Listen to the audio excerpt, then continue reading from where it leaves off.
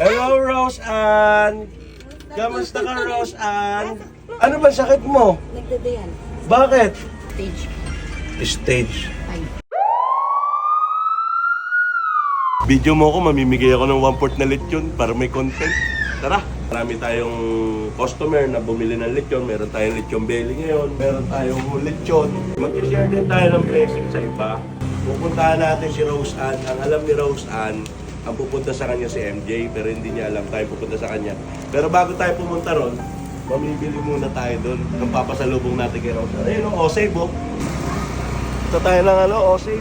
Sabi nga ng iba, di baling wala tayong pera, wag lang tayong magkasakit. Dahil napakahirap magpagamot, lalo ikaw ay ipit. Number 1 na kailangan niya to, bigas. Yan. Kaya samantalahin natin yung pagkakataon na mayroon tayong konting kita. Dahil kahit papano naman kaninang umaga, bumenta tayo ng maganda. Para daw mas lalo tayong i-bless, mag-share tayo ng konti sa iba. O baka magsiiyakan na naman kayo dyan, tropa, sasabihin nyo na naman, tumutulong ka, bakit kailangang i-video pa? Ang dami-dami mong sinasabi, wala ka naman tira, ginagawa mo akong parang gago ka. Maraming salamat nga po pala, Sir James at Ma'am Ramona. Pusa na ibigay ninyo, dami nating nabusog at napasaya. Huwag po kayong mag-alala, sa bawat araw na darating, sisikapin ko, mas dumami pa sila.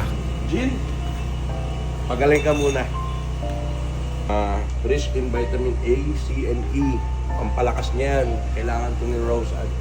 Minsan na tayong nagipit, kaya alam natin yung pakiramdam na ubod ng pait. Hindi man natin mabigyan lunas ang kanyang sakit, maiparamdam naman natin sa kanya meron siyang kasamang nagmamalasakit. Ang saya ko talaga pag nakakagawa ko ng ganito, kaya ang masasabi ko lang, I love it. Kaya kung umabot ka sa part ng video kong ito, pwede mo ba akong samahan hanggang sa maging 1 million ang followers ko? O sige, gano'n, sir, pag di po kayo satisfied sa item, nung nabili niyo, pwede nyo siya i-refund or ibalik, sir, kahit wala po kayong receipt. Kahit walang resibo, pwede balik. Very good, Osave. Thank you po. Ibabalik agad natin kahit walang resibo. Ganyan kaganda sa Osave. Hindi ka napapahirapan mag-refund.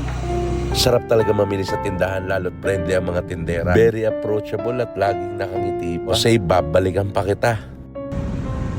Hello, Rose Ann. Malapit na ako sa bahay mo, Rose Ann. Sa sarili mo huwag kang magdududa, pinakauna huwag kalimutan. Mga baata patay na sa lupa, kahit pangalan pa ay lumutan. Natural lang kamunglahin pagkagutuman, iwasan mo ng mabulunan sa mga bunga ng iyong pinagpaguran. Hindi ko ito ginawa ng may kapalit, pinuloy-tuloy ko lang anumang balik. Di man lang ako nagdalawa, isip na baka walang mapuntahan. Alam kong pahirapan ang makapanig, kasi nga lang yung katulad ko makulit, naglakad pa rin ang pagapang.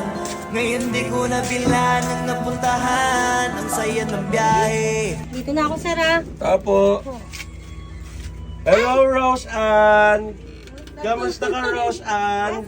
Ano ba sakit mo? Nagdadayan. Bakit? Na-diagnose po ako. Nang? Ano? CKD, stage Stage 5. cancer yan? Hindi po. Ano? Parang anong sa kidney? Kidney failure. Hindi naman bawal sa election eh. Thank you po. Pasensya ka na dyan ha. Okay lang po. Yan lang yung kaya ko eh. Nagkakape ka ba? Minsan po. Tinapay, mga gano'n. Ba't hindi mo sinabi sa akin? Buti na lang. Halika na, bigyan mo nga yan. Pasalubong ko kay Rose Ann. Merienda. Oh, okay na to. Po. Ha, meron kang kape dyan. Meron kang gatas. Merienda. May bigas ka na rin dyan. Magpagaling ka. Para pagkagaling mo, lahat kayo ng isang buong pamilya mo, doon kayo kumain.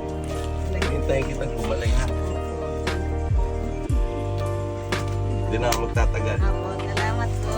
Ha?